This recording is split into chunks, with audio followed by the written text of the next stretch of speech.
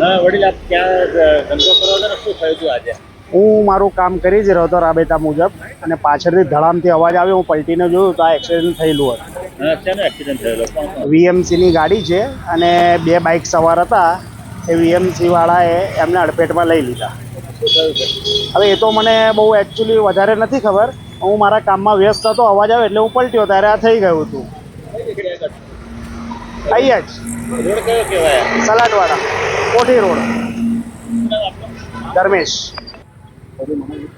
અચ્છા, શું કયું થઈ ગયું?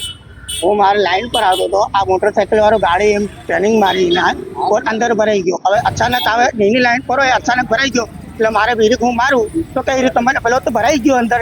એમ તે ગાડી આ બાજુ એમ ભમાઈ દીધી. ગાડી કેટલી સ્પીડમાં હતી? હું બીજા ગેરમાં ચલાવતો હતો સાહેબ.